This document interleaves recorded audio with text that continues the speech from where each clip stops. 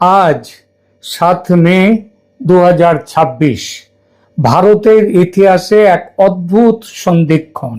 একদিকে দক্ষিণ ভারতে চেন্নাইয়ের রাজভবনে সরকার গঠনের নাটক, অন্যদিকে কেরালায় কংগ্রেসের জয় এবং পশ্চিমবঙ্গে বিজেপির অভূতপূর্ব উত্থান। তবে উত্থান হলেও তারপরে আবার এসে গেছে এক জটিলতা। প্রথমে নজরে মনে হতে পারে এগুলো বিচ্ছিন্ন ঘটনা, কিন্তু আপনি যদি একটু গভীরে নজর দেন তবে দেখতে পাবেন এর পেছনে কাজ করছে এক বিশাল আন্তর্জাতিক চক্র। ওয়াশিংটন থেকে ভ্যাটিকান ভারতের হিন্দুত্ববাদী সরকারকে কোণঠাসা করতে যে নীল নকশা তৈরি হয়েছিল তার একটি অংশ সফল হলেও অন্যটি মুখ থুবড়ে পড়েছে। আজ আমরা বিশ্লেষণ করব কিভাবে পশ্চিমবঙ্গের জয় দিল্লির মসনদকে এক বড় বিপদ থেকে বাঁচিয়ে দিল। শুরু করি তামিলনাড়ু দিয়ে। বিজয় বা থালাপতি বিজয়ের দল টিভিকে 108টি আসন পেয়ে একক বৃহত্তম দল হয়েছে। বিজয় 2টি আসনে লড়াই করে 2টিতেই জিতেছেন। একটা থেকে পদত্যাগ করতে হবে তাকে, ফলে তার দলের এফেক্টিভ স্ট্রেংথ 108 থেকে কমে 107 হয়েছে। ম্যাজিক ফিগার 118 থেকে 11টি কম।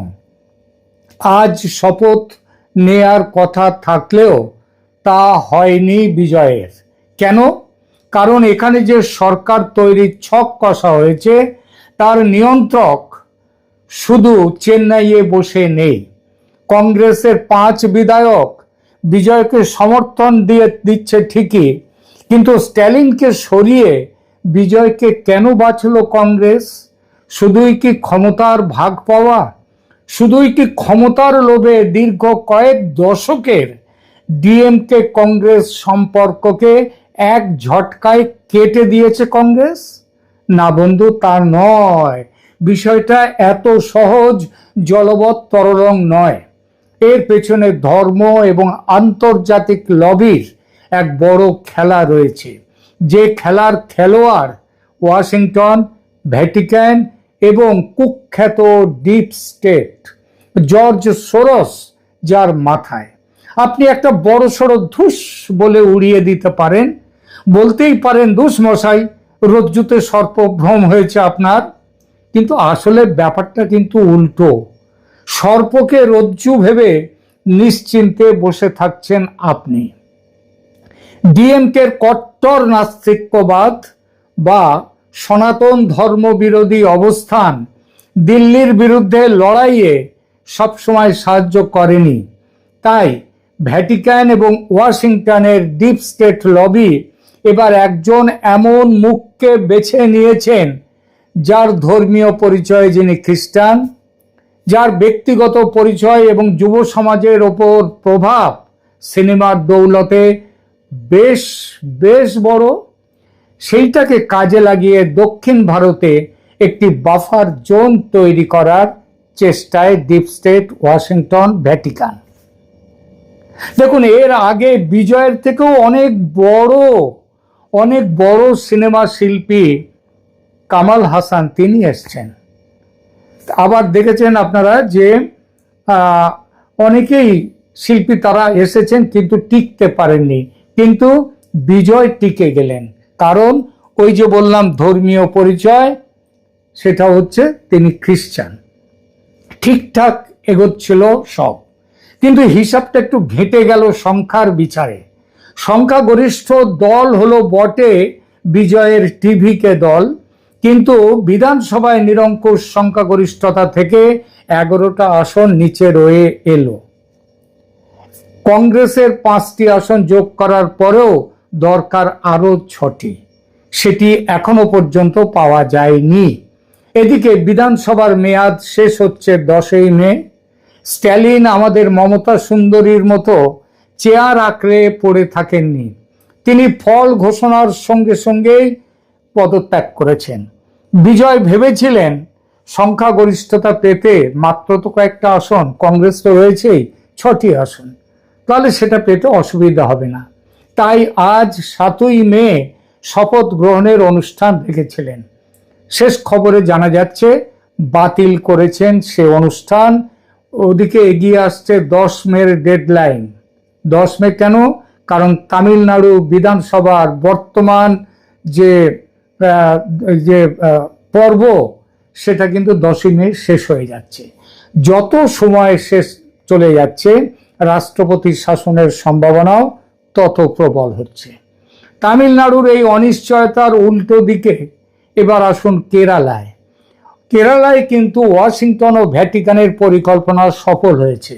সেখানে কংগ্রেসের জয় নিছক রাজনৈতিক জয় নয়। কেরালার ডেমোগ্রাফি, সেখানকার গির্জাগুলোর প্রভাবশালী ভূমিকা সবসময় একটি বিশেষ আন্তর্জাতিক অক্ষের পক্ষে কাজ করে। বামপন্থীদের হটিয়ে কংগ্রেসকে ক্ষমতায় আনা ছিল ভ্যাটিকানের একটি বড় টার্গেট, যাতে করে দক্ষিণ ভারতে তাদের নিয়ন্ত্রণ এবং দিল্লির বিজেপি বিরোধিতা আরো নিশ্ছিদ্র হয়। কেরালায় কংগ্রেসের এই জয়কে আন্তর্জাতিক রাজনীতির পর্যবেক্ষকদের অনেকেই দেখছেন দিল্লির বর্তমান সরকারকে দক্ষিণ ভারত থেকে, দক্ষিণ দিক থেকে চাপে রাখার একটা প্রাথমিক ধাপ হিসেবে। এবার আসি আজকের আলোচনার সবচেয়ে গুরুত্বপূর্ণ অংশ, পশ্চিমবঙ্গে। আন্তর্জাতিক থিঙ্ক ট্যাঙ্কগুলোর হিসাব ছিল কেরালা এবং তামিলনাড়ুর পাশাপাশি পশ্চিমবঙ্গকেও ফের মমতার নেতৃত্বে এনে তাদের নিয়ন্ত্রণ কায়েম রাখতে পারবে। মমতা কিন্তু বহু আগে থেকেই সিআইএর হয়ে কাজ করছেন।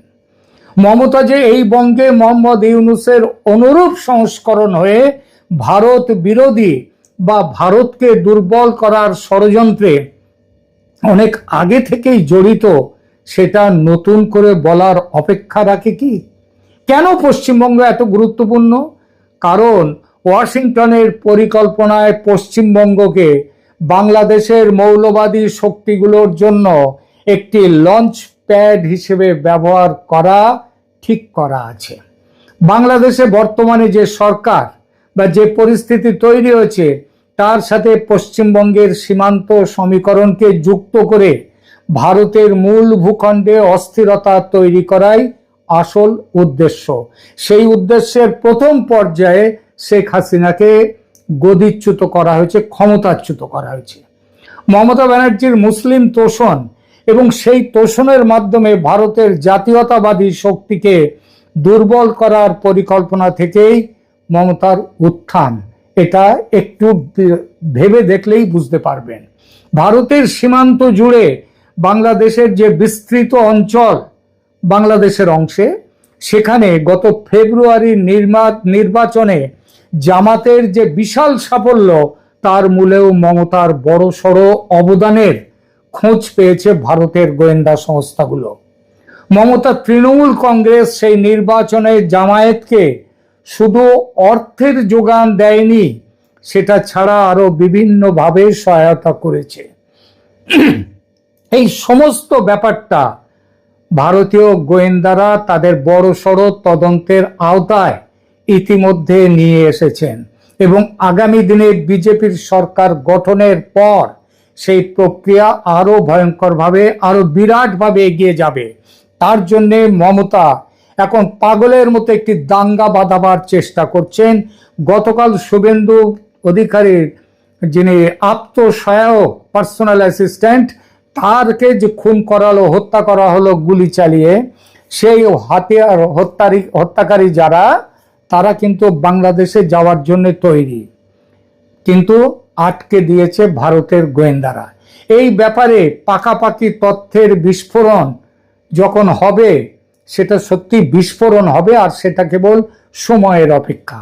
যদি আগামীতে তৃণমূল কংগ্রেসকে নিষিদ্ধ ঘোষণা করা হয় ওই কেরলের ওই পিএফআই এর মতো কিংবা মাওবাদীদের মতো, তাহলে অবাক হবেন না কেউ। আগেই বলেছি, মমতা বন্দ্যোপাধ্যায়কে এই পরিকল্পনার কেন্দ্রে রাখা হয়েছিল। লক্ষ্য ছিল একটি নির্দিষ্ট ভোটের বা আরো পরিষ্কার করে বললে মুসলিম ভোট ব্যাংকের সমীকরণকে কাজে লাগিয়ে পশ্চিমবঙ্গকে এমন এক জায়গায় নিয়ে যাওয়া যেখান থেকে ভারতের কেন্দ্রীয় সরকারকে সবসময় বিব্রত ও চাপে রাখা যাবে সেই উদ্দেশ্যে। সীমান্ত পারের সন্ত্রাস এবং অনুপ্রবেশকে রাজনৈতিক অস্ত্র হিসেবে ব্যবহার করার সেই ছক ছিল চূড়ান্ত। ডিপ স্টেটের থিসিস ছিল কমিউনিস্ট ছত্রছায়ায় লালিত বাঙালি হিন্দু কখনো ধর্ম নিয়ে ঐক্যবদ্ধ হবে না।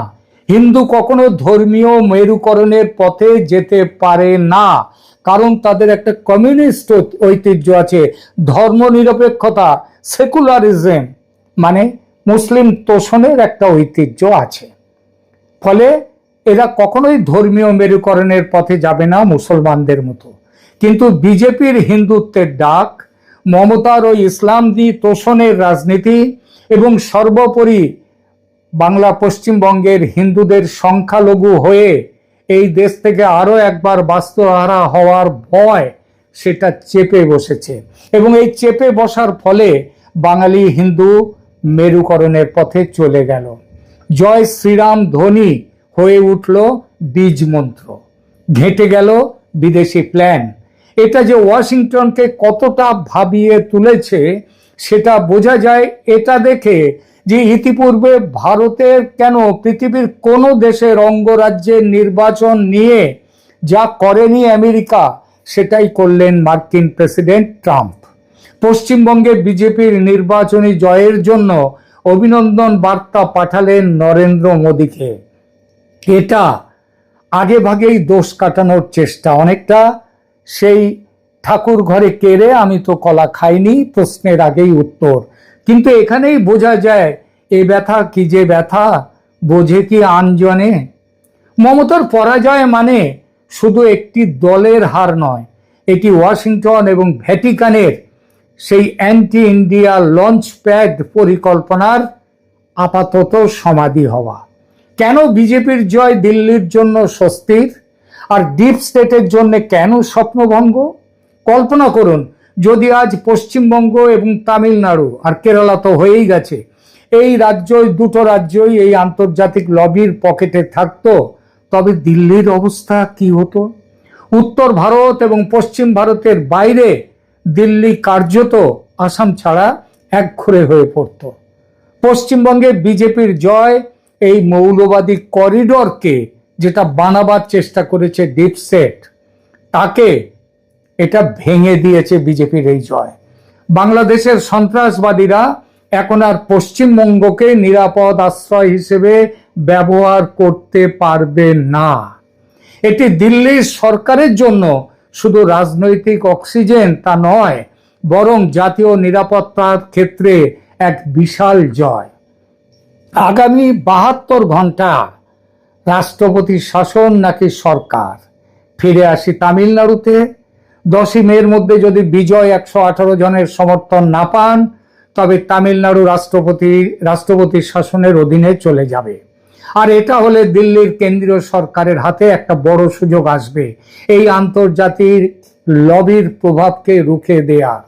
স্ট্যালিন এখন ক্ষুব্ধ, কারণ তিনি বুঝতে পারছেন তাকে দাবার খুঁটি হিসেবে ব্যবহার করে ছুঁড়ে ফেলে দিয়েছে কংগ্রেস। কংগ্রেসের এই বিট্রেয়াল বা বিশ্বাসঘাতকতা তামিল রাজনীতির সমীকরণকে আরো জটিল করে তুলছে। বন্ধু, ভারতের রাজনীতি এখন আর শুধু গলি বা জেলা বা গ্রাম বা জেলার লড়াই নয়, এটা এখন গ্লোবাল জিওপলিটিক্সের অংশ। কেরালা থেকে বঙ্গ এই বিশাল বৃত্তে আপনি কার পক্ষ নেবেন? পশ্চিমবঙ্গের জয় কি ভারতকে এক বড় গৃহযুদ্ধের হাত থেকে বাঁচিয়ে দিল? বিজয়ের এই 10 বা 11 সিটের সংকট কি আসলে নিয়তির কোনো সংকেত? ভারতকে বাঁচাবার জন্যে, ভারতের হিন্দুত্ববাদকে বাঁচাবার জন্যে? আপনাদের মতামত কমেন্টকে জানান। ভিডিওটি ভালো লাগলে শেয়ার করুন, যাতে এই গভীর ষড়যন্ত্রের কথা সবাই জানতে পারে। এরকম আউট অফ দ্য বক্স বা চেনা ছকের বাইরের অথচ গুরুত্বপূর্ণ আলোচনার জন্য সাবস্ক্রাইব করুন আমার চ্যানেল। দেখতে থাকুন ক্যালকাটা ডায়ালগস। ধন্যবাদ।